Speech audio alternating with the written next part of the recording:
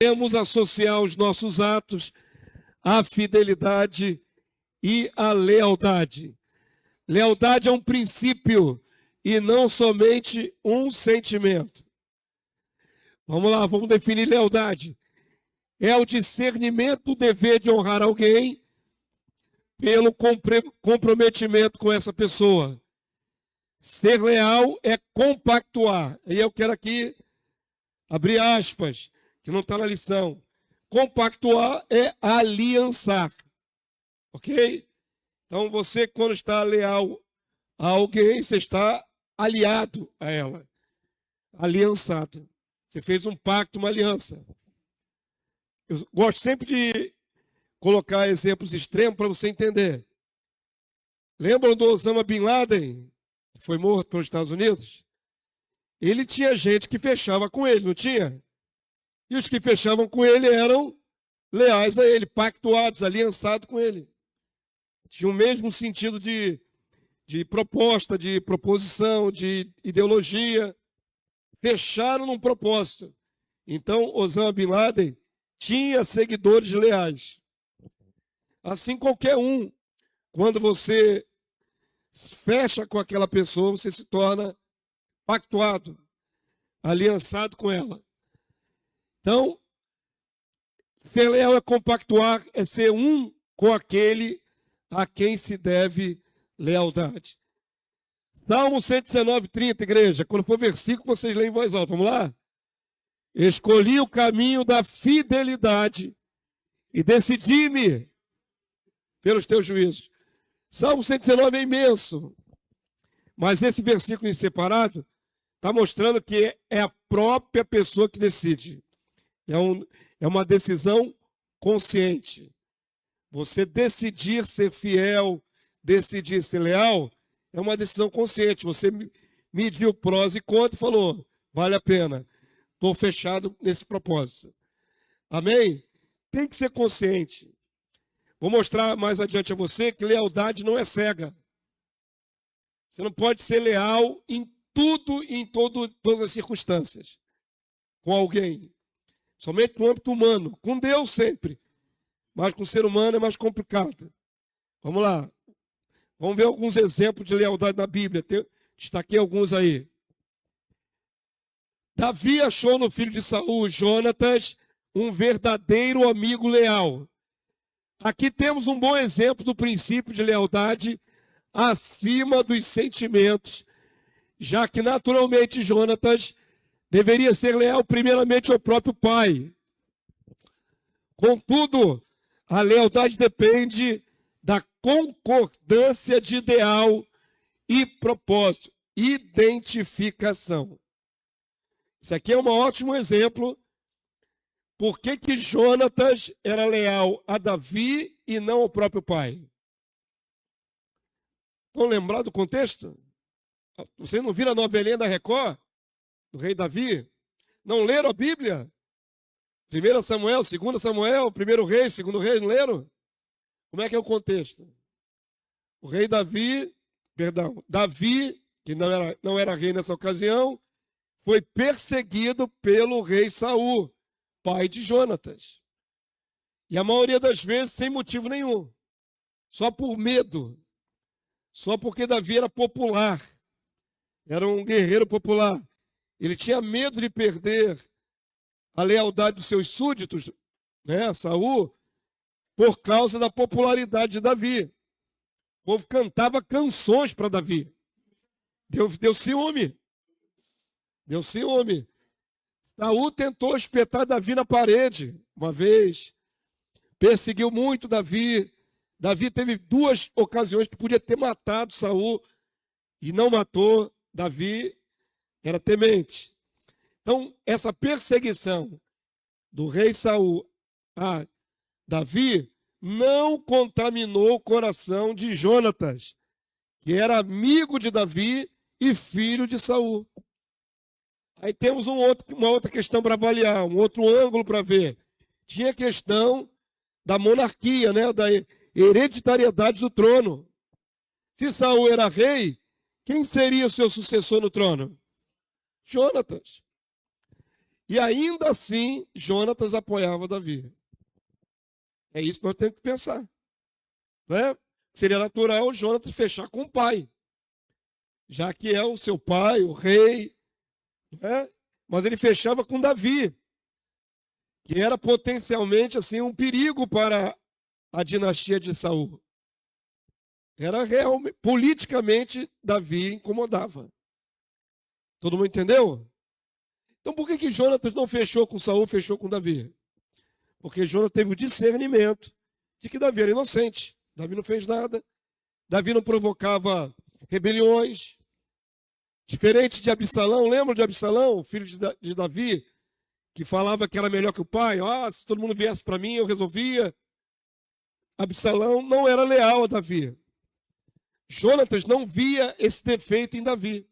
Davi não fazia levante contra Saul, seu pai. Davi não incitava os homens. Davi agia corretamente. Então a perseguição do pai ao Davi não agradava a Jonatas. Ele não via aquilo como justo. Todo mundo entendeu? Irmãos, é tão sério, queridos, vocês não fazem ideia. A amizade de Davi e Jonatas é tão profunda, eles eram companheiros de armas. E quem não entende isso, interpreta errado a amizade deles. Já aí na atualidade estudiosa aí, malucos, que dizem que a relação de Davi e Jonatas era homossexual. Porque tem uma frase que Davi diz que amava mais Jonatas que o amor das mulheres. Isso tem que ser compreendido dentro do contexto de guerra, do contexto de companheiro de arma, que não é nosso contexto, a gente não tem essa perspectiva. Mas, querido, se você tivesse que pelejar na guerra, no mano a mano, com uma espada na mão, você cria um vínculo com os seus companheiros de arma muito forte, porque disso depende a sua sobrevivência também, né? Você vai na guerra com 6, 10 soldados armados, com espada na mão, e forma aquela aliança com eles, na hora da peleja lá, você está contando que ele está protegendo você na retaguarda. Também se transfere. Eu estou contextualizando para aquela época, para entender por que Davi tinha tanta estima por Jonatas assim. Era mais do que apenas uma lealdade. Eles eram companheiros de armas. Provavelmente, em várias batalhas que Davi se envolveu em Jonatas, um defendeu o outro. Na hora da guerra lá, isso cria um vínculo muito forte. Não tem a ver que Davi não gostasse de mulher, gostasse de homem. Não tem nada a ver isso. Policiais em relação a isso, a questão ela envolve também a confiança. Isso. Está confiando a própria vida na mão do companheiro. As pessoas entravam na instituição, mas não tinham o perfil do policial. E quando havia um confronto, se mandava. Deixava o outro no perigo. Quando você adquire confiança com a tua equipe, você sabe que está sendo dependido por qualquer um deles. Isso, exatamente. Cria-se esse vínculo de dependência, de confiança. Na hora que o negócio pegar, um ajuda o outro. Você sabe que pode contar com o outro, que não vai arregar, não vai sair fora. Exatamente. Então, Davi não tinha problema nenhum de homossexualidade, pelo contrário, Davi gostava de mulher, tinha 6 esposas. Só para fechar o pacote, tá? E 10 concubinas. Então, o problema dele não era homossexualidade. O Saul estava perseguindo Davi. Vamos ler lá? 1 Samuel 20. Alguns textos só, não vou botar o texto completo, não. Vamos ler? Então fugiu Davi da casa dos profetas em Ramá e veio e disse a Jonatas: que fiz eu? Davi está alegando sua inocência.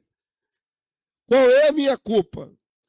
E qual o meu pecado diante do teu pai, que procura tirar minha vida? Por que ele está fazendo isso? Eu não fiz nada contra Saul.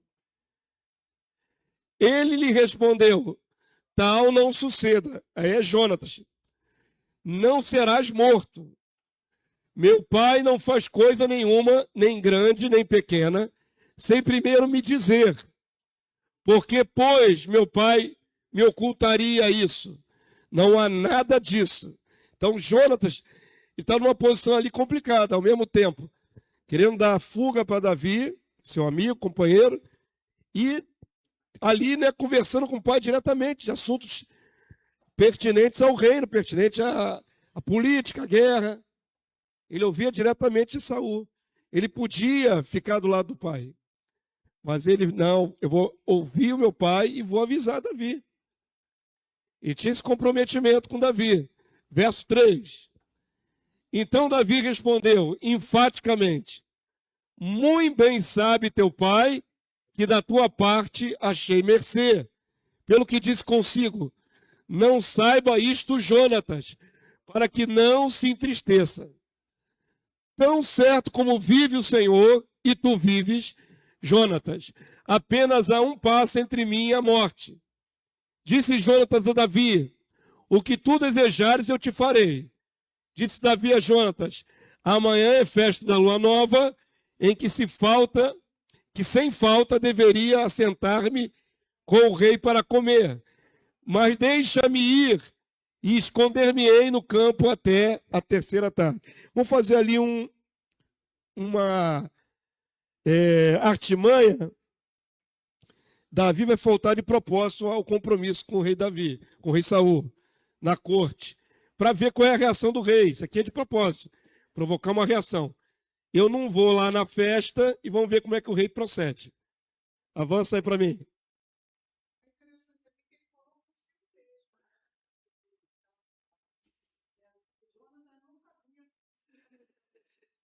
Davi tentava não botar Jonas em situação difícil, porque sabia que o rei sabia da amizade dos dois. Então Jonas estava numa posição estranha, né? E ao mesmo tempo devia fidelidade ao pai e devia fidelidade a Davi. Como é que vai fazer isso aí? Conciliar isso tudo. Então, até não saber algumas coisas para Jonas, preservava ele de se entristecer. Se ele sabia da parte de Davi uma coisa contra o pai, ficava triste de um lado. Se ele sabia alguma coisa do pai contra Davi, ficava triste do outro. Jonas estava numa posição complicada. No meio a corda puxava para um lado, a corda puxava para o outro. Aí o verso 6 diz assim: se teu pai notar a minha ausência, dirás: Davi me pediu muito que o deixasse ir a toda pressa a Belém, sua cidade, porquanto se faz lá o sacrifício anual para toda a família. Eles armaram, né? Eu vou faltar, você diz que eu fui lá na minha terra para sacrificar. 7. Se disser assim: está bem, então teu servo terá paz. Se o rei, na ausência de Davi, na desculpa de Davi, ficar de boa, então está tudo bem. Mas se o rei se irá? Essa é a questão aqui. Porém, se muito se indignar, sabe que já o mal está de fato determinado por ele. Então era um teste para ver qual era a reação de Saul. Eu não vou lá na festa referida, né? Não vou lá no palácio e vamos ver como é que ele reage. Se ele reagir bem, com a historinha de que ele foi sacrificar com a família, beleza. Se ele reagir mal, ele está querendo me matar. Esse é o teste. Usa, pois, de misericórdia para com teu servo, porque lhe fizeste entrar contigo em aliança no Senhor. Fizeram aliança no Senhor. Se, porém, há em mim culpa, olha que Davi falou para Jonatas: mata-me tu mesmo. Por que me levarias a teu pai? Pode me matar agora. Se eu estou culpado, pode me matar agora. Então disse Jonatas: longe de ti tal coisa, porém, se de alguma sorte soubesse que já este mal estava de fato determinado por meu pai, para que viesse sobre ti, não tu declararia eu? Se eu soubesse que meu pai realmente vai te matar, eu te falaria. Então, olha o nível de cumplicidade, de lealdade entre Jonatas e Davi. É muito grande. Amém? Está ali em risco a vida de Davi. E Jonatas numa posição complicada ali no palácio com seu pai. Então, se ele soubesse, o pai mencionasse ali no âmbito particular: vou matar Davi, vou pegar ele em tal lugar, vou pegar a tal hora. Jonatas está comprometido com Davi. Se eu soubesse que ele vai fazer isso, eu diria para você. Então, olha o nível, de cumplicidade, de lealdade que eles dois têm. Lealdade um com o outro. E era uma lealdade de armas. Deixar bem claro para tirar todo o aspecto errôneo dessa lealdade. Avança aí para mim. Amém? Poderíamos abrir mais textos, irmãos. Eles fizeram outras alianças, outros pactos. Tem uma aliança que eles fazem muito bacana, que um vai proteger a família do outro, os filhos e esposa. É uma aliança bacana que os dois fazem. Então, é um pacto, né? A lealdade é um pacto de quem alinha com os mesmos pensamentos, propósitos. Até aqui tranquilo? É um exemplo bacana. Você pode ler mais passagens, você vai ver a lealdade de Davi e Jonathan. Como era essa aliança. Outro exemplo de lealdade entre duas mulheres que não eram nem da mesma nacionalidade e não tinham a mesma crença é Ruth, a moabita, e Noemi, sua sogra. Outra história famosa de lealdade, né? Porque, irmãos, essa lealdade vai ficar grafada na Bíblia para sempre, não é? Tem aí milhares de anos que essa história está gravada. Lembra do contexto? Ela vai entrar na linhagem do rei Davi, que vai entrar na linhagem do Messias. Lembra do contexto? Por que Noemi saiu da sua terra? Com a família? Fome, tinha seca. E eles foram para terras estrangeiras. Moabe. E ali nas terras estrangeiras morreu o marido de Noemi, ela ficou viúva, e morreu os 2 filhos. Ela tinha 2 filhos casados, morreu só os varões. Morreu o marido dela e morreu os 2 filhos casados. Azarada, né? Que azar. E aí o que sobrou? Sobrou a Noemi com 2 noras. Uma era Ruth. A Noemi já estava amargurada de alma mesmo, porque perdeu o marido, perdeu 2 filhos. Ela falou, vou voltar para minha terra, vocês não precisam vir comigo. Liberou as 2, provavelmente mulheres ainda jovens, viúvas, tinham direito de casar de novo. Reconstruir a vida. E ela libera as 2 noras. Só que Ruth não quer ser liberada. Não sai da cola dela. Mas aí temos que observar alguns aspectos. A sogra era muito abençoadora para ela, era muito amiga, tudo bem. Mas o que faz uma pessoa abandonar a sua terra, faz abandonar seus deuses, sua crença? Ela vai admitir que vai abraçar a fé da sua sogra, o Deus da sua sogra. Então significa que antes não era o Deus dela. Ela não nasceu crendo em Yahvé, dos judeus. Ela era moabita, ela tinha as crenças dos deuses lá moabita. Mas ela decide, não só por aliançar com a sogra, como também aliançar com Deus dessa sogra. Com Deus de Israel. Provavelmente porque a sogra deu bom testemunho de Yahvé, né? Foi um discipulado. Olha as entrelinhas, né, irmãos? Por que uma mulher moabita estrangeira ia querer mudar de país e mudar de Deus? Porque provavelmente Ruth ouviu muito falar do Deus Yahvé através de Noemi. Amém? Então, na hora que elas voltam para a terra de Israel, estão na miséria. Literalmente, 2 mulheres desamparadas. Perderam todos os maridos e voltam ali por baixo na miséria. E essa nora extraordinária, que faz aliança com ela, resolve ir catar, respigar lá no campo de Boaz, né? Para poder sobreviver. A aliança delas foi tão bonita, tão profunda, que as 2 passaram necessidade juntas. Até que depois é revertido isso. Só para dar o contexto geral da história, tá bom? Vamos ler o trecho, está aqui separado? Ruth 1, 6... Não, a partir do verso 11 até o verso 17. Até o verso 18. Vamos lá? Leia comigo aí. Porém, Noemi disse, voltai, minhas filhas. Por que irias comigo? Tenho eu ainda no ventre filhos para que vos sejam por maridos? Tomai filhas minhas, tornai filhas minhas. Ide-vos embora, porque sou velha demais para ter marido. Ainda quando eu dissesse, tenho esperança, ou ainda que esta noite tivesse marido e houvesse filhos, esperá-lo-ias até que viessem a ser grandes. Abster-vos-ias de tomardes marido? Não, filhas minhas, porque por vossa causa a mim me amarga o ter o Senhor descarregado contra mim sua mão. Aí está a amargura de Noemi, né? Ela vai dizer, não me chame mais Noemi, me chame Mara. Mara quer dizer amargura. Qual é a amargura dela? Deus parece ter matado todos os varões da casa. Ela atribuiu a Deus. Deus pesou a mão sobre mim. Levou o marido, levou 2 filhos. Ela está em fel de amargura. Então, de novo, chorando em voz alta, Orfa, tem o nome da outra moabita, ó, com um beijo, se despediu de sua sogra, porém Ruth se apegou a ela. Disse Noemi, eis que tua cunhada voltou ao seu povo e aos seus deuses. Também tu volta após tua cunhada.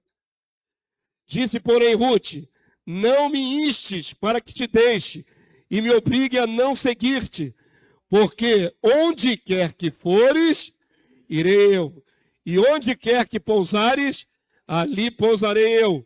O teu povo é o meu povo, e o teu Deus é o meu Deus. Isso é lealdade, fechou com ela e acabou.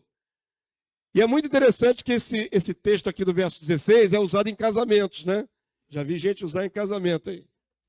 Tem nada a ver o contexto. Mas o povo gosta de adaptar o nada a ver, né? É assim que funciona. Aqui é uma mulher que abriu mão de tudo para estar com aquela sogra. Ela abriu mão de tudo. Inclusive abraçando o seu povo e abraçando o seu Deus. Deus Yahvé. Verso 17. Onde quer que morreres, morrerei eu. Elas estavam na miséria. Podiam as duas no meio do caminho, não achar onde abrigar ou comer, ou serem atacadas, e as duas iam morrer juntas. É um pacto de vida e morte. E eu aí serei sepultada. Faça-me Yahvé, agora ela fala pelo nome de Yahvé. Então ela foi discipulada. O que bem lhe aprouver, se outra coisa que não seja a morte, me separar de ti. Isso aqui é um pacto, uma aliança profundíssima. Vendo, pois, Noemi que de todo estava resolvida a acompanhá-la, deixou de insistir contra ela.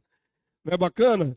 E essa lealdade depois vai ser recompensada, ela vai ser acolhida, a Ruth, por Boaz, vai tomá-la por esposa, e toda aquela situação de opróbrio, de pobreza, miséria é revertida, e acaba a Noemi se alegrando de novo.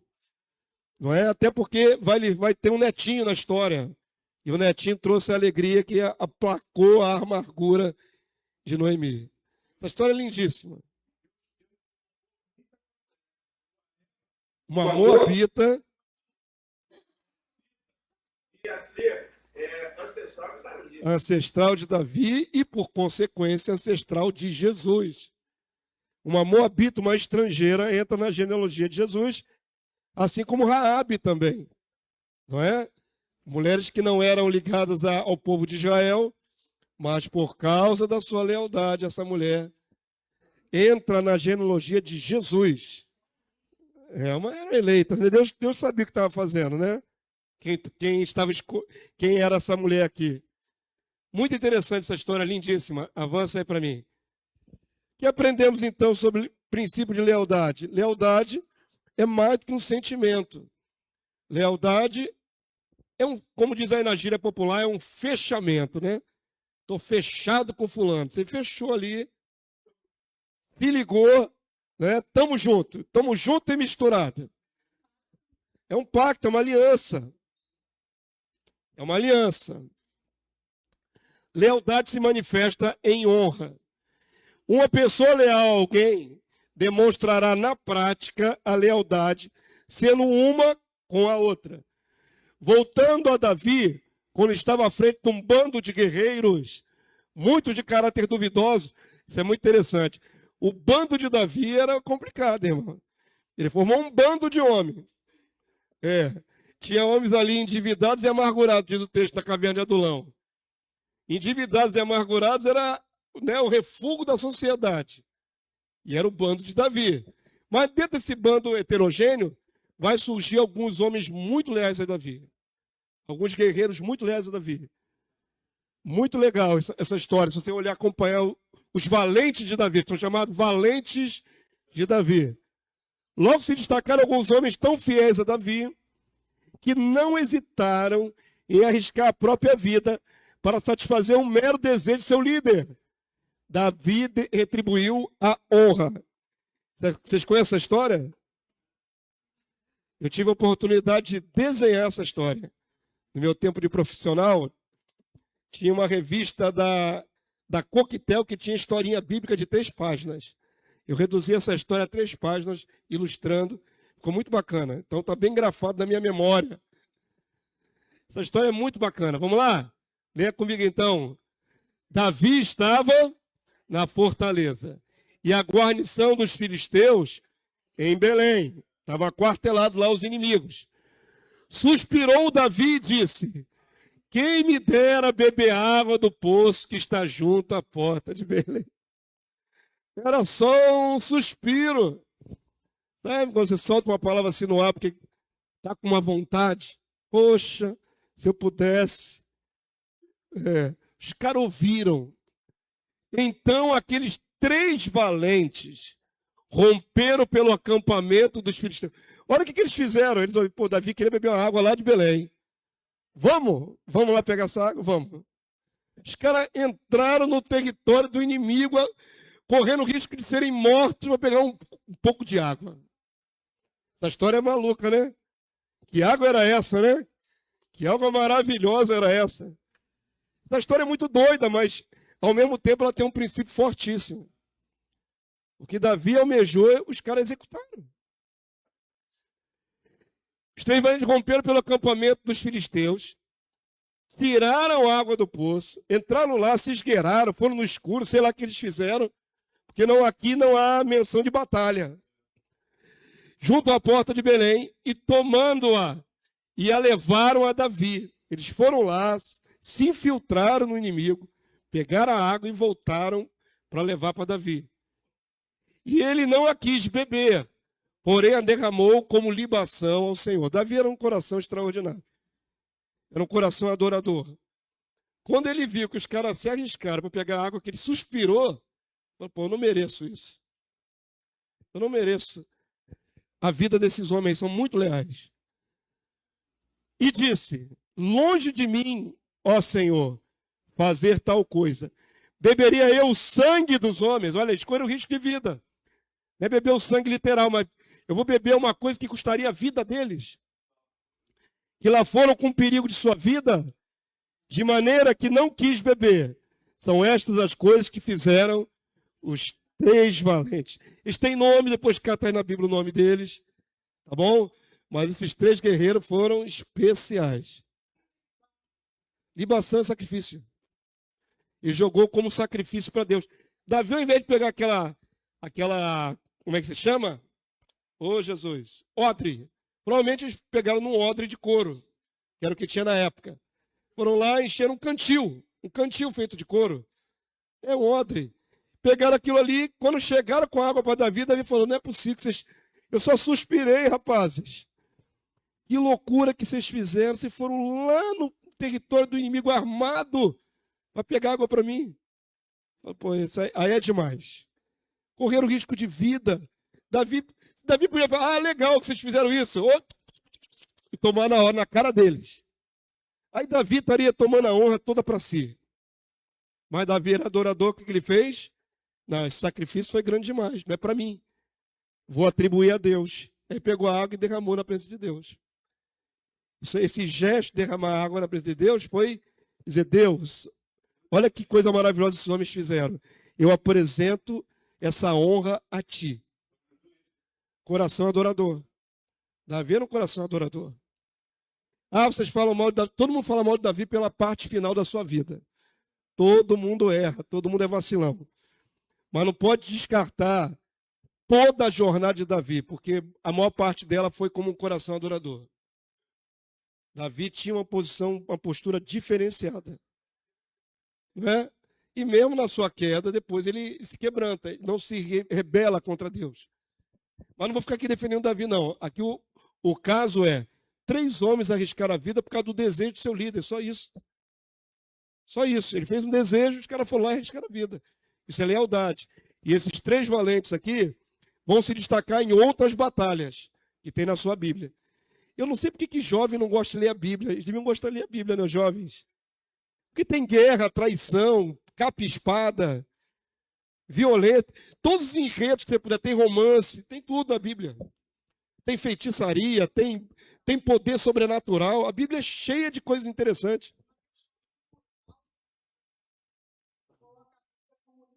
É, livro velho. Pois é, mas é tão cheio de história, né? Não é tão cheio de história bacana? Eu acho a Bíblia um livro de histórias fantásticas.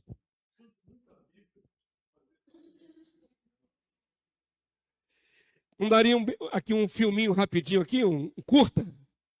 Daria um curto, só esse lance, que deve ter durado no máximo uma noite. Mas está aí um exemplo de lealdade. Avança aí para mim. Todo mundo entendeu o que é lealdade já, né? Os 2 exemplos, Ruth e Noemi, os valentes de Davi, o princípio da lealdade, todo mundo já entendeu. Amém?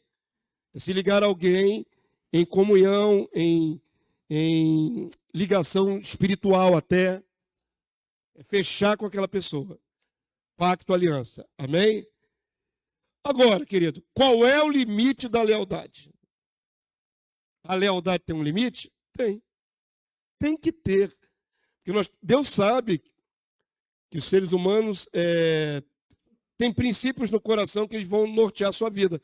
Só que o ser humano é passivo de errar, por causa do pecado. Como nós somos todos pecadores, podemos quebrar alianças, podemos trair. Esse é o grande problema.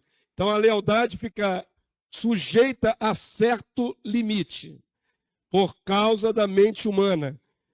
Não é? O coração humano é corrupto, diz a palavra de Deus. Quando se fala em lealdade, seja a um amigo, a um líder, ou mesmo ao cônjuge, ao esposo, à esposa. Quantos traíram seus casamentos? Não é? Quebraram a lealdade. Ou outro parente, filho, etc. Deve-se levar em conta que em relação a seres humanos falhos e corruptíveis, a lealdade estará limitada ou condicionada aos princípios da justiça de Deus. Uma cumplicidade no pecado sem temor leva à destruição. Vou entrar num mérito aqui que não está na lição. Por exemplo, qual é o limite da lealdade da esposa com o marido? Qual o limite? Uma mulher crente, uma mulher cristã, temente. Qual é o limite? Aquilo que desagrada a Deus. Se o marido entrar em pecado, digamos assim, explícito, você não pode ser uma com ele no pecado. Não é? Não só a traição. Não só a traição. A traição seria contra o próprio cônjuge. Eu estou falando quando a pessoa ultrapassa os limites de Deus. Como assim traição financeira? Escondeu um dinheiro do marido que ele não sabia? Eu não entendi traição financeira, esse termo.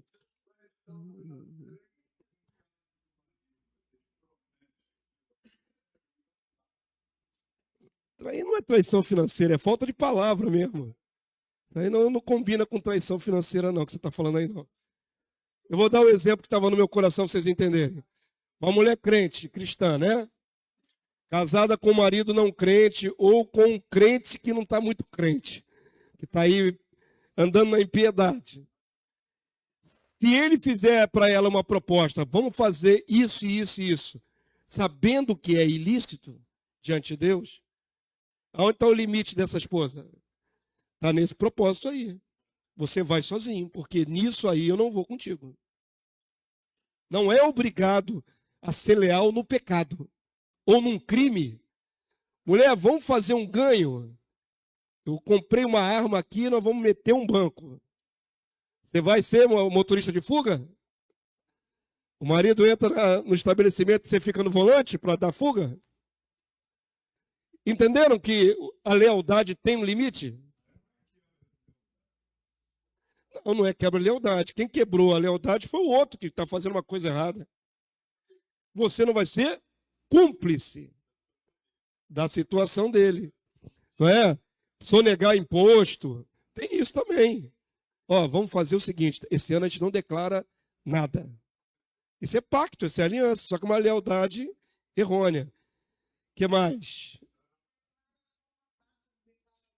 Vai cair naquele erro lá da oferta de Ananias e Safira. Os dois não foram cúmplices? Os dois morreram.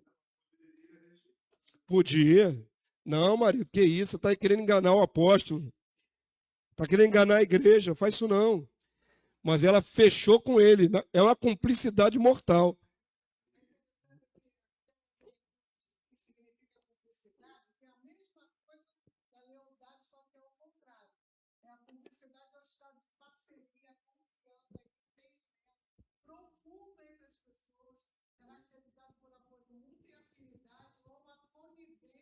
Em atos ilícitos. Aí, chega na conivência em atos ilícitos. Para praticar o mal, praticar o erro. Então, qual é o limite da lealdade? Seja entre parentes, seja entre irmãos em Cristo, seja entre cônjuges, o limite da lealdade é aquilo que agrada ou desagrada a Deus. Eu sou contigo até aqui. Se você avançar essa fronteira para o mal, eu não sou contigo. Marido e mulher. Sim, é o que eu estou falando. Porque muitas vezes o marido quer praticar a irregularidade, a mulher fala que não, e ele fica aborrecido porque ela foi contra ele. Ele vai... Não compactuou. Quando tu não fecha comigo, mas aí vai jogar na cara da mulher a questão da autoridade e submissão, ainda mais se for crente. Vai impor sobre ela, você é submissa a mim. Não, eu sou submissa a você no Senhor. Aonde que é no Senhor? Senhor é a vida, é a verdade. Na verdade, eu sou submissa a você. Você não é submissa ao seu marido a qualquer preço, ao ponto de avançar sobre os princípios do Senhor. É até no Senhor. Todo mundo entendeu isso aí? Não está na lição, nós estamos aprofundando. No trabalho também. Sim. No trabalho, por exemplo, o patrão manda assim, diz que eu não estou presente, né, no telefonema. Já viu essa situação? O patrão manda dizer que ele não está. Isso não é mentira? E a mentira não procede do diabo? E aí, o que você faz? Você é fiel, fecha com o patrão na mentira, ou você fecha com Deus na verdade? Ele mandou dizer que não está. O patrão, você vai embora agora. Está despedida. Um medo de ser despedida. Eu prefiro ficar despedido, perder o emprego, do que quebrar princípio com Deus. As multas de motorista dele, para mim. Aí, ó. Júlio, você falou para mim? Claro, seu filho. Você podia passar a multa do meu motorista com o teu nome, o teu CPF? Olha só que proposta indecente. Eu falei que não ia fazer? Não. É o famoso laranja. Não é? Pode ser uma imposição vinda de um patrão, pode vir de uma autoridade, não interessa. O limite da tua lealdade são os princípios de Deus. O que ultrapassar os princípios de Deus, você não precisa ser leal. Não precisa. Você não está cometendo erro nem quebrando a lealdade. Você não pode ir além. O seu limite é a vontade de Deus. Ok? Até porque, no final das contas, no dia do julgamento é individual. Não é individual? Cada um dará conta de si mesmo. Então, se você, para fechar a lealdade, você comete ilícito, você também agora é criminoso, é transgressor e está junto na condenação. Aqui, ó, 2 juntos indo para o abismo, 2, 3 indo para o abismo. Vai seguindo cegamente. Quando se fala em lealdade, seja um amigo, lide ali, né? O limite são os princípios da justiça de Deus. Uma cumplicidade no pecado sem temor leva à destruição. Jeremias 17, 5, igreja, vamos lá? Assim diz o Senhor, maldito o homem que confia no homem, faz da carne mortal o seu braço e aparta o seu coração do Senhor. Esse versículo aqui é muito mal interpretado, hein? Muito mal interpretado. Para se defender, já teve problema de confiar em alguém traiu a confiança, você cria em cima desse versículo uma teologia que você não deve confiar em homem nenhum. Isso não é verdade. Isso é mentira do inimigo, te isola. Você fica isolado. Segunda parte, dizendo confiar em Deus. Exatamente. Aqui a questão não é que não pode confiar no homem. É não confiar no socorro que vem do homem. Tem gente, por exemplo, que é amigo de político e acha que está garantido por essa amizade. Tem gente que é amigo de alguém influente e acha que está garantido por essa amizade. Você escolhe, não é, a proteção ou o amparo ou a influência de um homem em detrimento de Deus. É isso que esse texto está dizendo. Não está falando que você não possa confiar no outro ser humano. Até porque a palavra de Deus nos diz: confessai os vossos pecados uns aos outros e orai uns pelos outros para ser curado. Então a Bíblia não é contraditória, não está dizendo nunca confie em homem nenhum na terra. Não diz isso. Todo mundo entendeu? Me atualizando, né? Porque eu também entendi o que o entendimento correto. Sim, estou explicando, acabei de explicar. Por isso eu estou querendo passar a minha parte. Então, eu, por exemplo, eu entendi aí também que o homem que confia na própria força, que não vai fazendo as coisas com uma própria força. Tipo, Não é isso, não.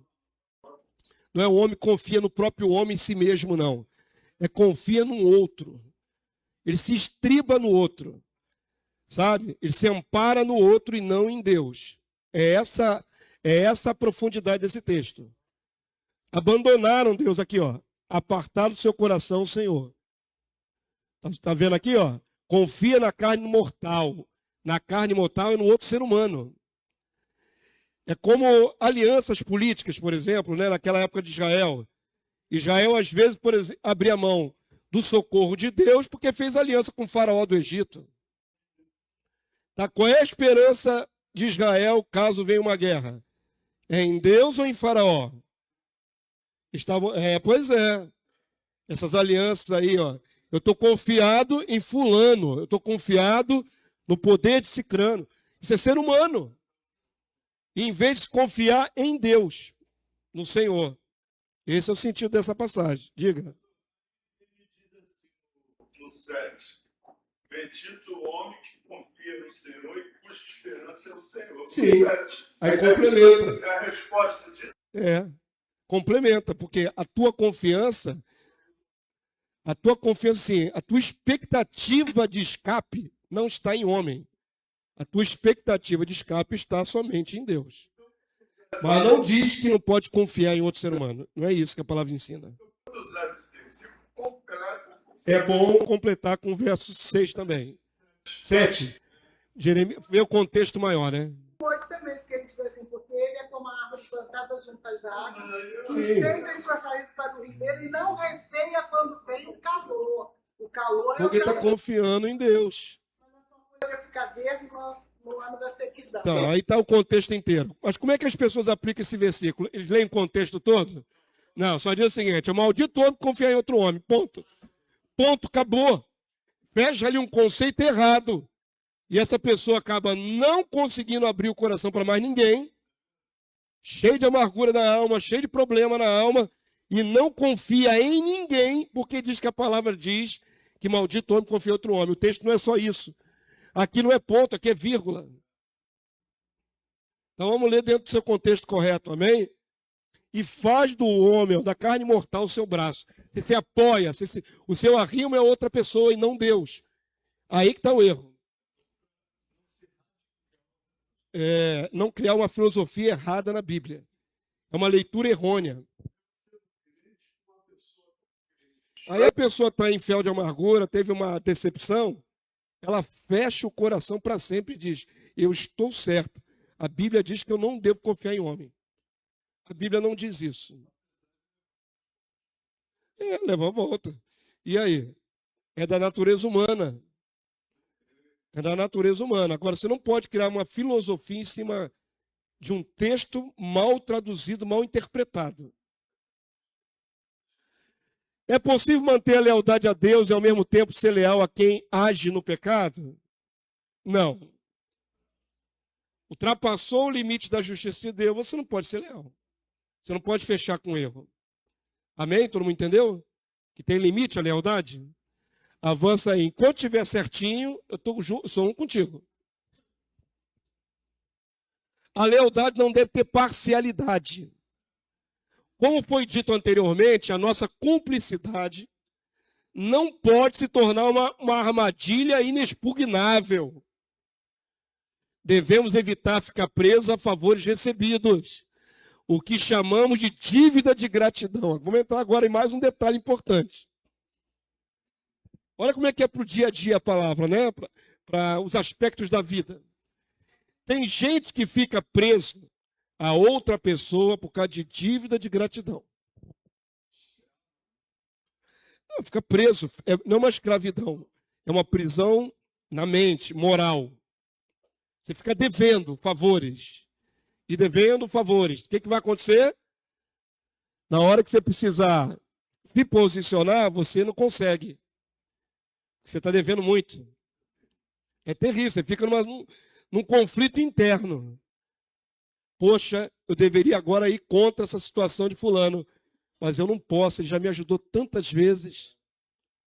E aí, como é que fica?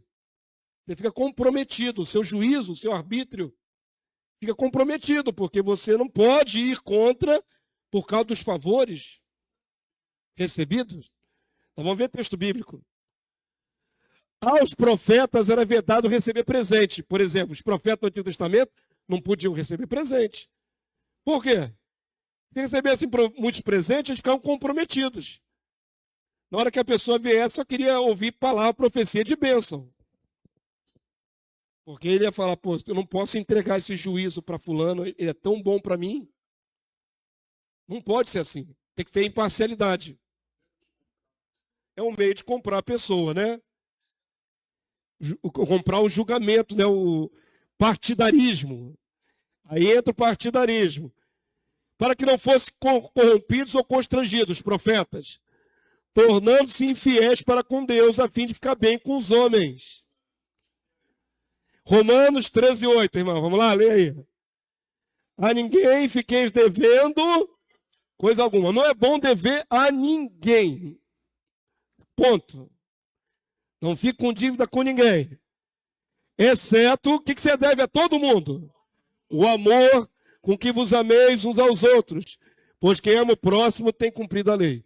A única dívida que nós todos temos dívida ativa é amor. Agora, se você tem outras modalidades de dívida, paga. Cumpre. Faz a tua parte. Não fica preso com ninguém. Está devendo quanto para fulano?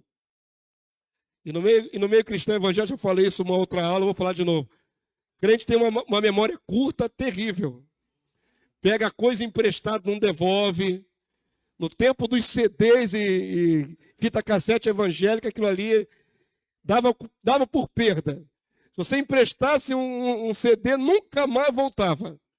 Livros. Recentemente o Júlio ouviu e trouxe o livro de volta lá com ele um tempão. O livro dos mártires estava um tempão. Eu ministrei aquilo e trouxe o livro de volta. Está valendo há quantos anos?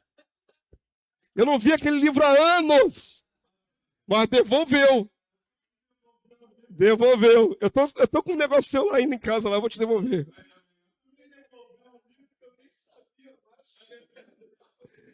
Esse é o problema do crente, tem memória curta. Pega as coisas e fica emprestadado. Não é emprestadado, é emprestado. Não devolve, não volta, fica devendo. Oi? Já devolvi. A maior parte que já me deu, já devolvi. Tem uma apostila lá que eu ainda não analisei. Por isso não devolvi. Teu sermão sumiu. Desapareceu. Aí eu não posso fazer nada. Sumiu. Vamos lá, vamos aprender, querido. Vamos aprender. Já que devemos a todos o mesmo amor, não devemos ficar refém de ninguém por causa de favores obtidos. Isso nos tornaria parciais e o Senhor Jesus nos ensinou a amar o mesmo aqueles que não vão nos retribuir nada. Certo? Então você não pode ter isso. Os presentes irem te comprando a lealdade. Presente não compra a lealdade. Eu sou aberto para receber presente. Quer me abençoar? Me abençoa. Quer me abençoar? Me abençoa. Mas não pense você que porque você me abençoa, eu sou teu refém. Não pense isso. Se eu tiver que te exortar, eu vou te exortar do mesmo jeitinho. A questão de lei no nosso país existe um certo limite quando o presidente vai a outro presidente receber joias, essas coisas, tem um limite. Isso eu não sei. Isso é um detalhe, um pormenor que eu não sei. Mas entenderam como eu acredito que seja, mas eu não tenho conhecimento desse fato, tecnicamente. Vocês entenderam qual é o problema do comprometimento do presente? O presente é complicado. Dê o presente sem esperar nada de volta. Se você está dando presente com a expectativa de comprar a pessoa, aí a sua intenção é errada. Visão de que está fazendo isso. Mas está comprometendo. E aí, quanto mais. Porém, não use o presente para dobrar. Porém, não use o presente para dobrar a vontade do outro, para prendê-la na sua mão. Aí é uma coisa premeditada, não é? É uma compra de favor. Aí, ó. 26, 24, 25, 28. O hipócrita que odeia esconde seu ódio atrás da bajulação. Ele pode falar muito bem, mas não acredite no que ele diz. Tudo que é do aspecto humano tem na Bíblia, irmão.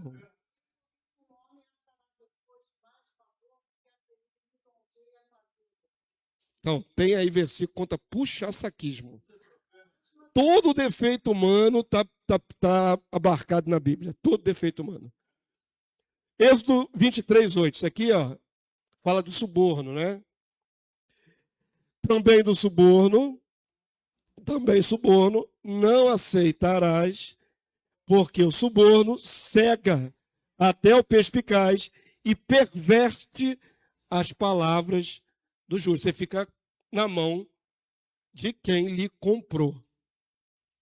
Então a Bíblia nos ensina claramente o que devemos fazer e o que não devemos fazer. Em todos os aspectos da vida, todos. É maravilhoso, né? Como a Bíblia nos ensina. Quem se apropria dessa sabedoria escapa de laços, escapa de armadilhas. Se você não der ouvidos ao que a palavra diz, você entra em situação que não vai conseguir sair com facilidade.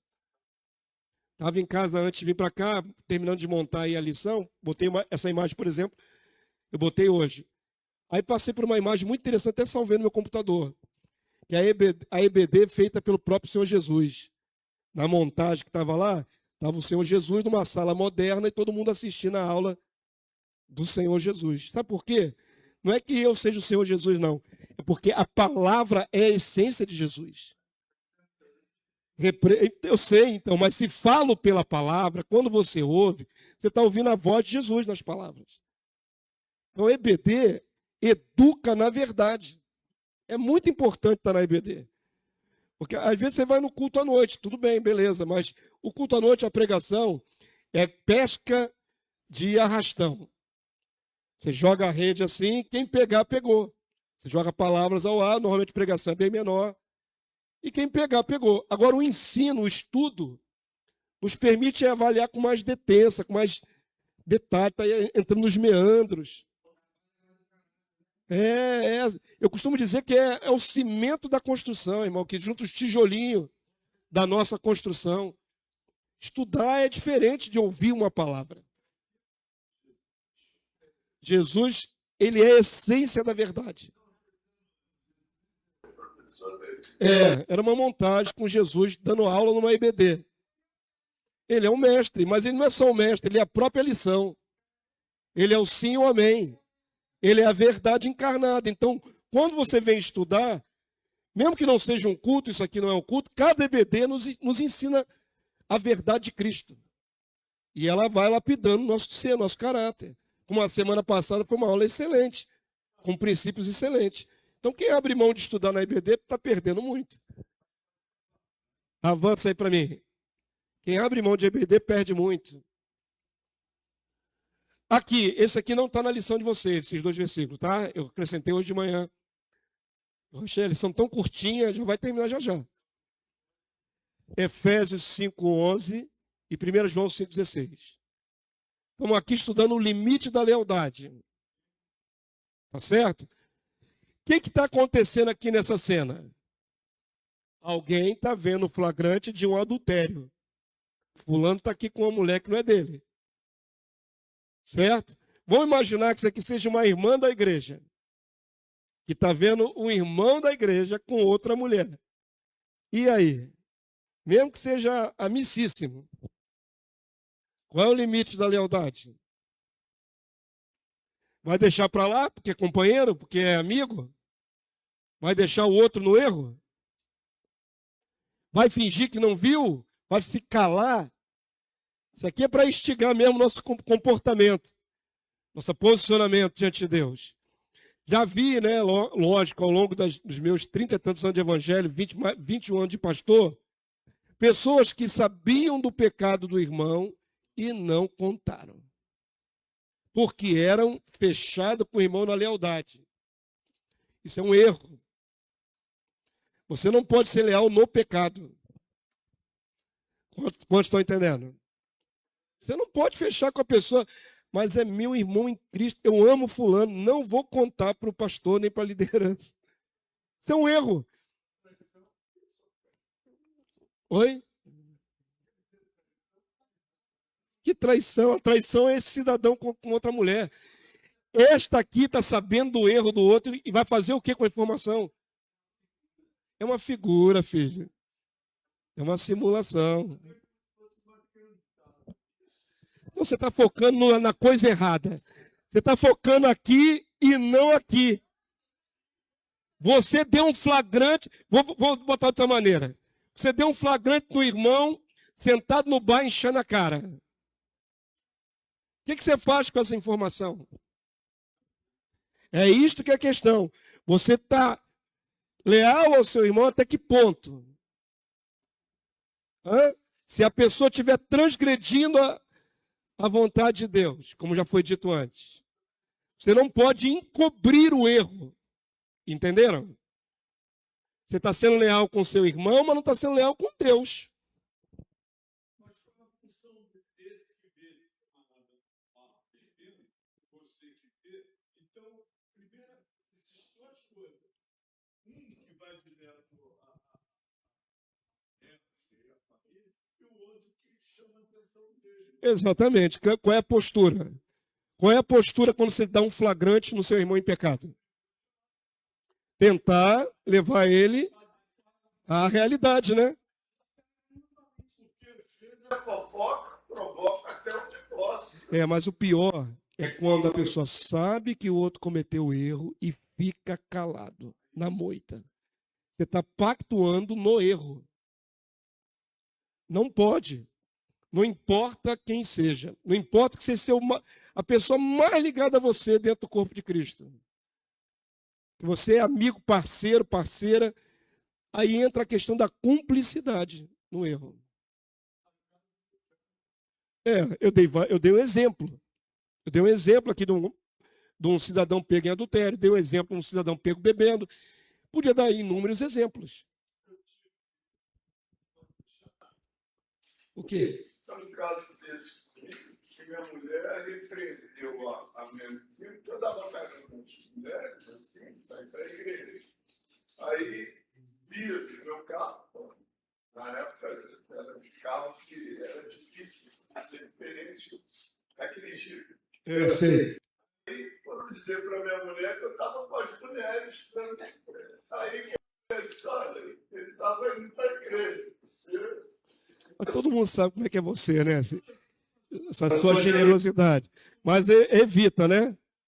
Evita. Eu, por exemplo, se eu pego uma irmã aqui da igreja para dar carona, se só eu, Lenice não está presente, ela vai no banco de trás, eu viro pastor Uber.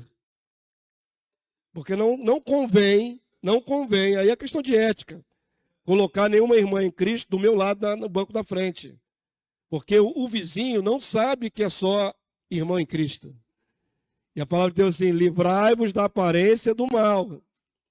Você não está cometendo nenhum mal explícito, mas aparenta para o mundo julgar você errado. Não é? Teve uma vez que Lenice emagreceu um pouco, lembra, amor?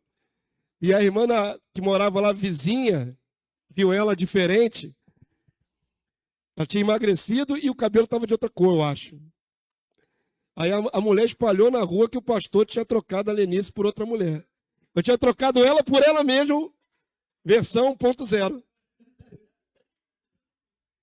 A primeira coisa que a pessoa viu, o pastor está com outra mulher. Meu Deus do céu. Eu estava com ela mesma, só tinha mudado um pouquinho. Mas o pensamento é esse, né? A aparência do mal. Tem que ter cuidado. Por isso que meu gabinete, por exemplo, é de propósito a porta vazada com vidro. Aquilo ali foi mandado fazer, a porta não era assim. Por que tem que ser assim, irmãos? Que qualquer um que passar ali pode ver o que eu estou fazendo lá dentro com qualquer irmã. Não pode estar fechado, totalmente fechado. Mesmo que não esteja acontecendo nada errado lá dentro. Existe a aparência do mal. Então o meu vidro ali é vazado. Para que qualquer um passe à vontade ali e veja com quem eu estou. É prudência. Transparência. Você pode não estar fazendo um erro. Agora, se você dá um flagrante numa pessoa que você de longe viu, é o irmão fulano de Down. E está cometendo um erro ilícito.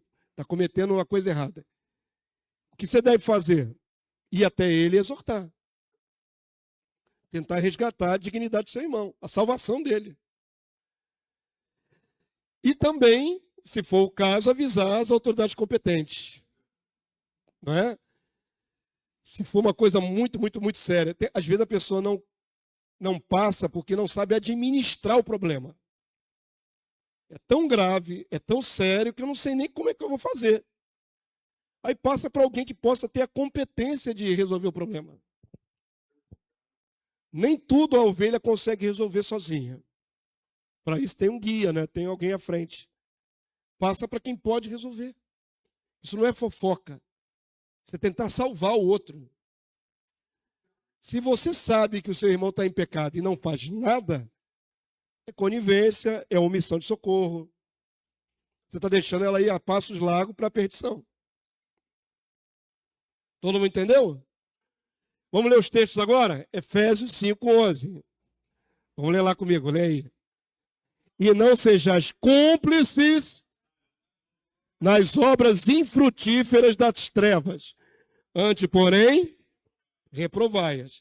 Então, o meu limite de lealdade com qualquer pessoa está na aprovação de Deus.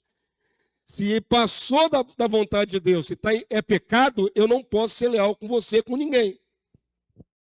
O meu limite, nós dois estamos fazendo a vontade de Deus, estamos juntos. Mas se você fizer um ilícito e eu ficar de boa com você com isso, eu sou cúmplice do seu erro. E a palavra cúmplice é muito pesada. Para mim, essa palavra sempre foi muito pesada. Cúmplice nesse contexto de ilícito é muito pesado. Existe corrupção passiva também, né? Não existe corrupção só ativa. Existe corrupção passiva. Que você não comete o ilícito, mas acoberta. Você está calado, você está cobertando. Omissão, né? É o que recebe. O ativo é o que dá, né? Tá certo. Corrigindo. Mas, de qualquer maneira, você não pode ver uma coisa errada e ficar calado, na moita. 1 João 5,16, igreja. Vamos ler? Se alguém vir com os olhos, certo? Vir a seu irmão cometer pecado, não para a morte, pedirá a Deus e lhe dará vida.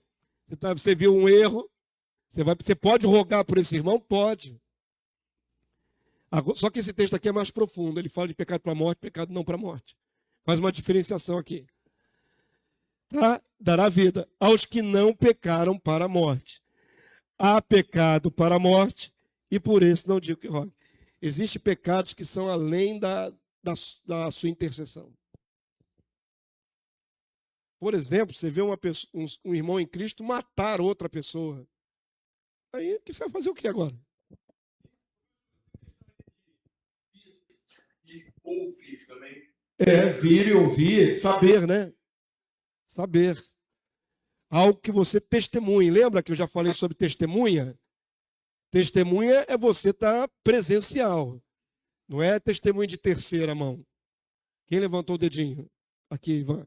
Mas o ouvir tem uma diferença, né? Porque pode se ouvir e pode se não ser verdade também. É pior. Boato, né? Difamação, calúnia, mentira. Senhor, lá, que eu ouvi falar, isso aí é muito sério, tem que primeiro... Tem que verificar se tem base.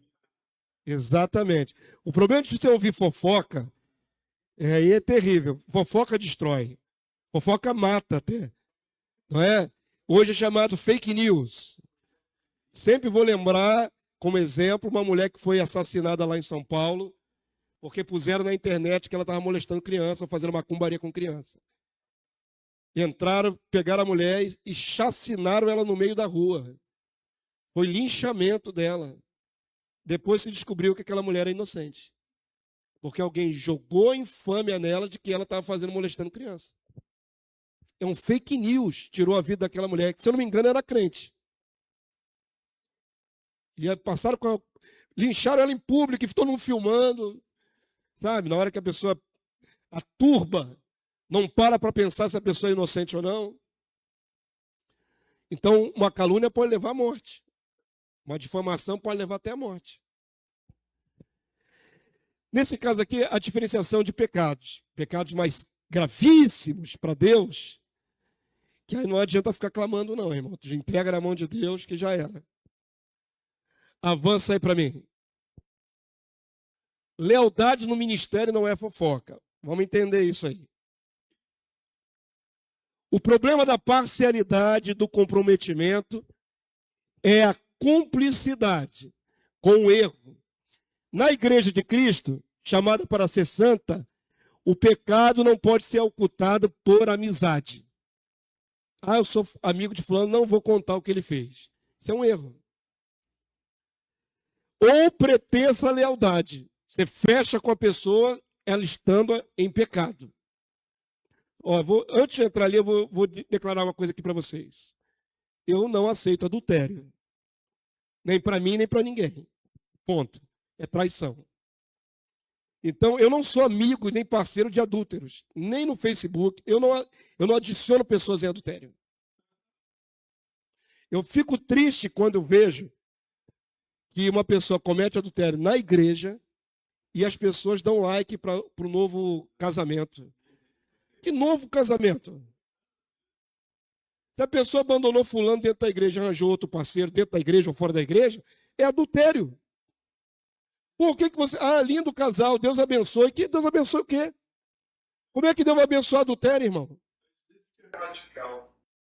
Ah, não, as pessoas mantêm a amizade. O problema é a amizade. Aí dá like lá para o novo casal que se formou. Isso aí é errado. Você tá... Quer que a pessoa seja feliz indo para o lago de fogo e enxofre. Triste, agora está no casamento no adultério e feliz, mas a verdade... Mas se você não consegue ver que aquilo é um adultério, está errado. Você vai dar apoio, dar like? Você vai dar like para casamento em adultério? Casamento não, ajuntamento em adultério. Que casamento é original. Eu não consigo apoiar adúlteros. Eu, pastor Damásio, não apoio adúlteros. De jeito nenhum.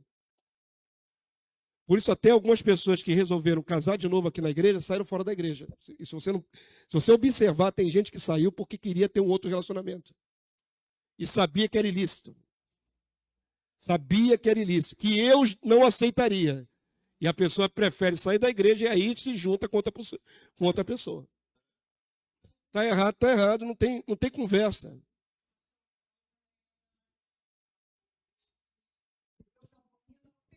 Não peca. Mas ninguém está abominando o pecador. Eu só não posso ser cúmplice do pecado dela. De maneira nenhuma eu odeio a pessoa. Não estou odiando as pessoas. Eu estou odiando o comportamento, a prática. Eu não posso manter comunhão com quem absolutamente abre mão dos princípios de Deus e quer viver no errado. Eu não posso. Não vai ser membro da igreja. Não vai ser membro da igreja. Não estou dizendo que eu odeio ninguém, não. Eu odeio ninguém, absolutamente ninguém. Agora, a prática de pecado é pecado. E você não pode simplesmente, porque você gosta da pessoa, porque você andou anos com a pessoa, aceitar o adultério dela. É adultério. A pessoa, eu amo a pessoa, acho ela bacaninha, legalzinha, porém ela abraçou um caminho de morte. Há caminhos que ao homem parece ser bom, mas o final dele é caminho de morte. Não posso compactuar, irmãos. Eu não posso compactuar. Eu, pastor Damaso, não compactuo com o adultério de ninguém. De ninguém. Por mais chegado que seja.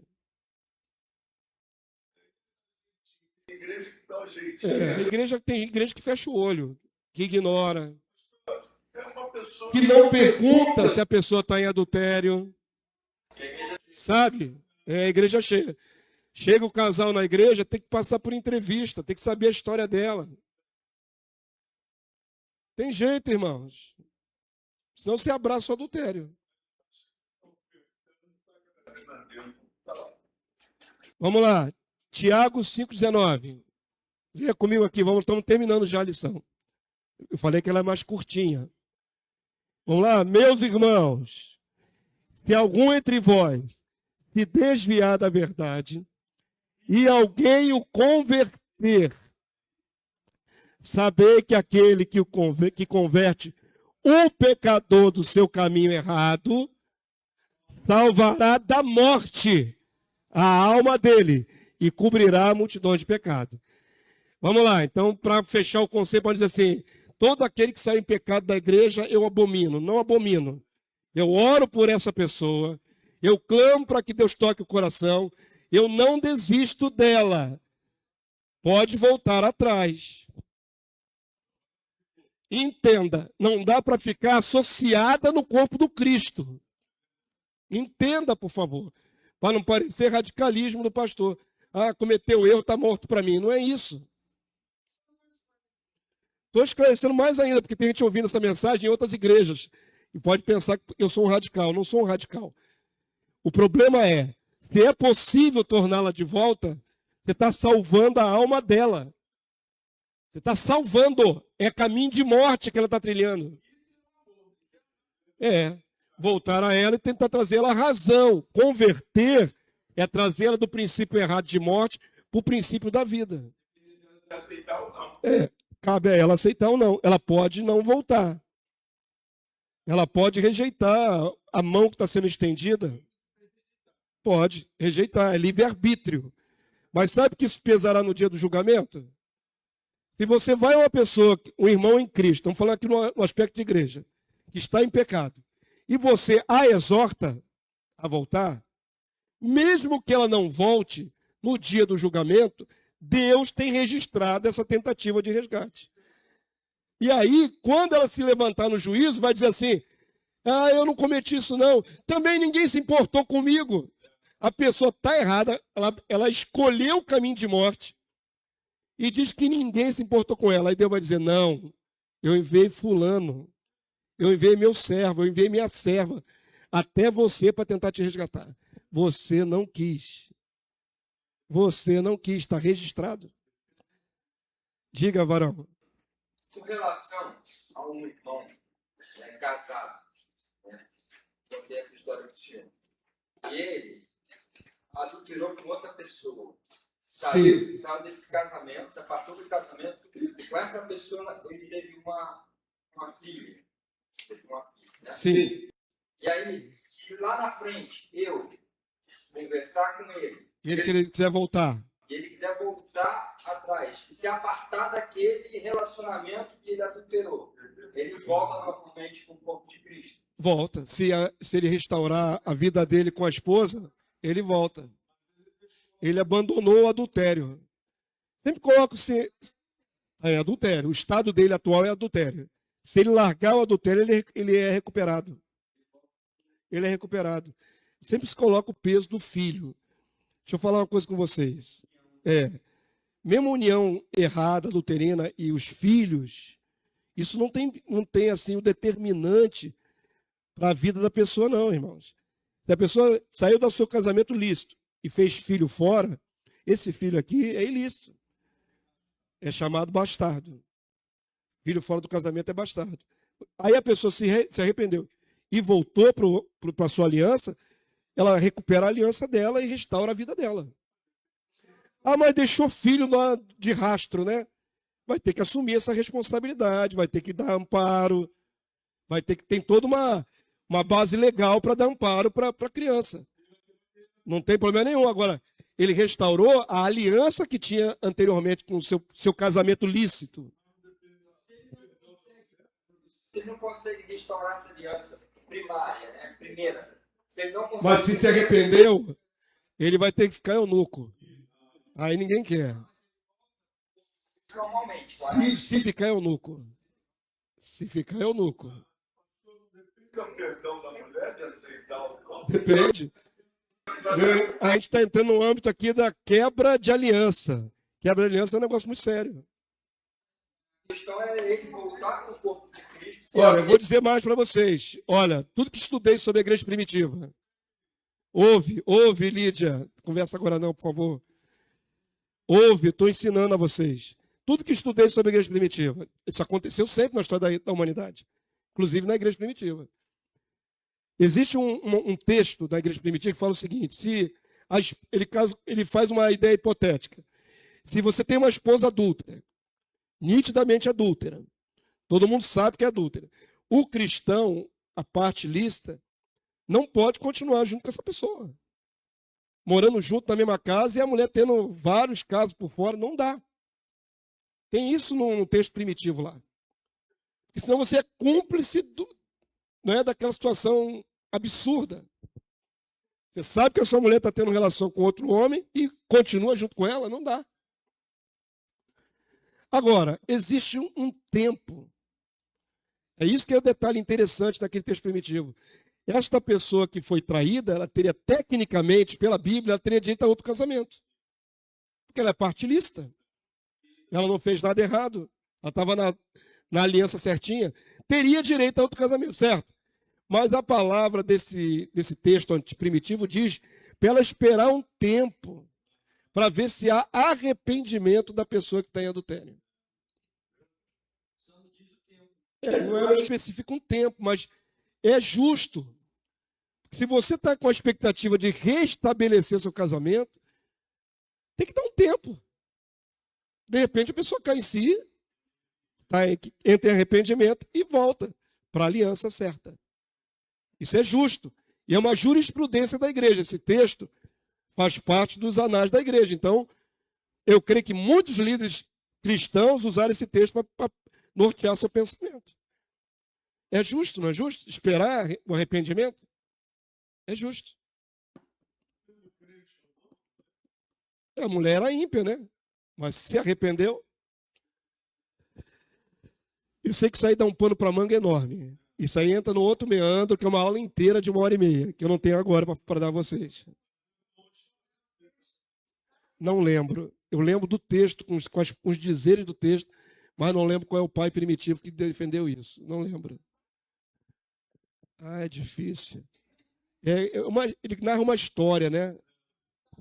Tá, eu vou procurar, porque eu não lembro agora em qual pai primitivo está isso aí, mas é interessante demais. Já li isso aqui, já, né? Quem converte o pecador do seu mau caminho salvará a alma dele e cobrirá a multidão de pecados. Avança aí para mim. 1 Coríntios 1, 10, 12. Vamos lá. Eu estou sabendo do pecado de um irmão na igreja, mas eu não conto nada para a liderança, não conto nada para o pastor. O que eu sou? omisso e conivente. Se aquela pessoa se perder para sempre, você tem parte de culpa nisso. Você sabia, você não fez nada. Não tentou ajudar. Então é muito sério, não é muito sério? Paulo não era onipresente. Ele tinha o Espírito Santo, mas ele não era onipresente. Como é que Paulo soube da divisão na igreja de Corinto? Porque alguém falou para ele. Levando em consideração que as distâncias eram muito longas na época primitiva. Tudo era na base de caminhadas longíssimas, de vários dias. Ou no lombo de animal, por muitos dias, por estradas perigosas. Então as notícias não corriam com a velocidade que correm hoje. Podia levar semanas, até meses, para chegar a notícia de uma igreja até Paulo. Não era como é hoje, comunicação imediata, instantânea. Então, presta atenção nesse contexto que é interessante. 1 Coríntios 10, 12. Vamos ler juntos? Rogo-vos, irmãos, pelo nome do nosso Senhor Jesus Cristo, que faleis todos a mesma coisa, e que não haja entre vós divisões.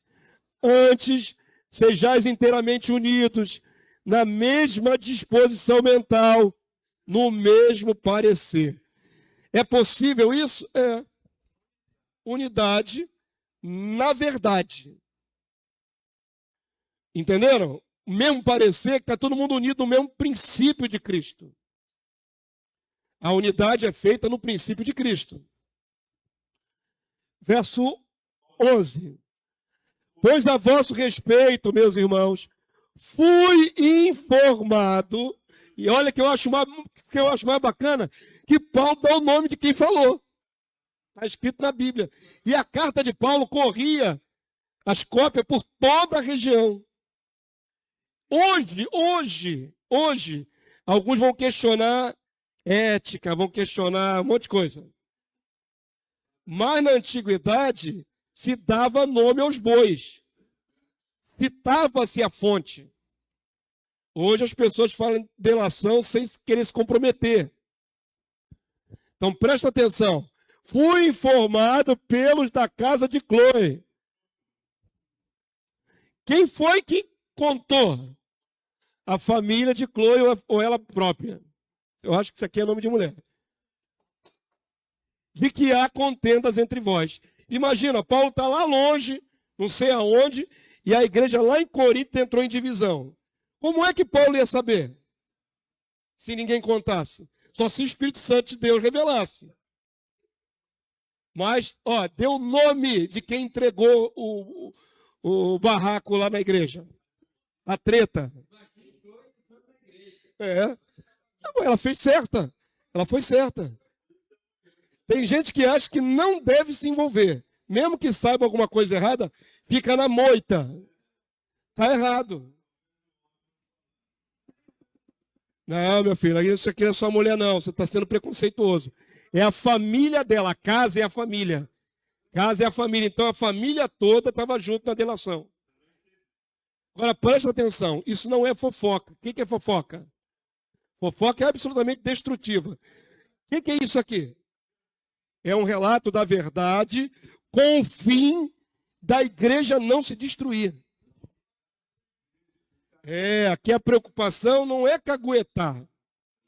A preocupação é evitar o mal da destruição da igreja. Estava em divisão, em guerra, em conflito. Restaurar. Mas é preciso, para restaurar, que você se comprometa em testemunhar. Você não pode querer, sabendo que pode agir e não agir, e ficar na moita e deixar a coisa explodir. Se você pode conter, faça a contenção. Leve a quem de direito. Ela não apelou para qualquer um, ela apelou para o apóstolo, que plantou a igreja. Ela apelou para a liderança. É maior do que eu, a igreja está se dividindo. Então, vou falar com quem é maior do que eu. Vou falar com o líder. Ele que plantou a igreja é o apóstolo. Vou levar ele que resolva. Agora, não é justo vê o circo pegar fogo e não fala nada. É conivência e omissão, né? Primeiro pecado é omissão. Mas não é bacana que ficou grafado na carta. E a carta foi reproduzida. E essa carta andava em tudo quanto é igreja. Ó. Foi a família de Chloe que falou. E fez certo. E fez absolutamente certo. Porque visava a não destruição de Corinto. Da igreja dos Coríntios. Não entende hoje. Hoje que o pessoal é todo milindrado de vidro. É todo mundo milindrado de caco de vidro que não pode assumir uma verdade. Hoje ninguém assume a verdade como é um brio que era no passado. Mas aqui está um exemplo. Amém? O que é o certo a fazer? E aí o verso 12. Refiram-me ao fato de cada um dizer: eu sou de Paulo, eu de Apolo, eu de Cefas e eu de Cristo. Paulo só soube disso porque alguém se dignou a dizer: olha, está acontecendo isso aqui na igreja. Paulo não podia adivinhar o que eles falavam. Mas Paulo foi informado do que eles falavam. Amém, queridos? Então não encubra o pecado de ninguém dentro da igreja. Ah, não vou falar isso para o pastor, não.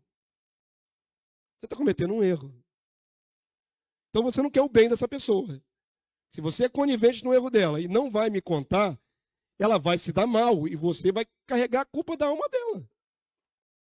Você podia pedir socorro. Depois não pode reclamar. Amém, querido? Não se faz cumplicidade no erro, no pecado.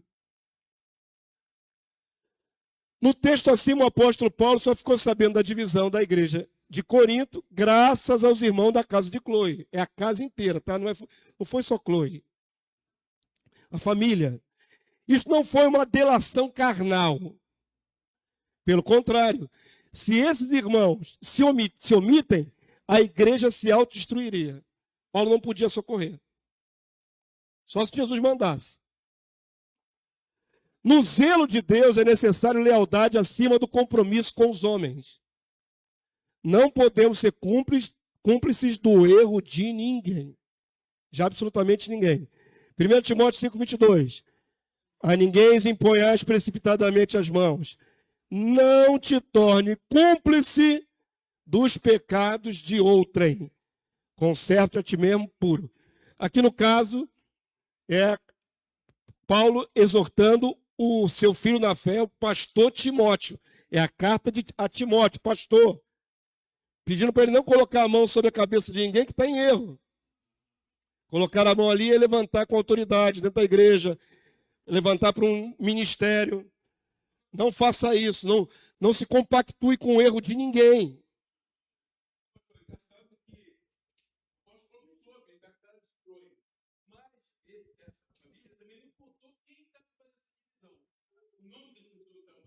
Não falou necessariamente não, mas contou o contexto. Contou o contexto, Paulo ficou alertado e foi resolver a situação através da carta. Está bem claro quem foi, de onde saiu a informação que esclareceu Paulo.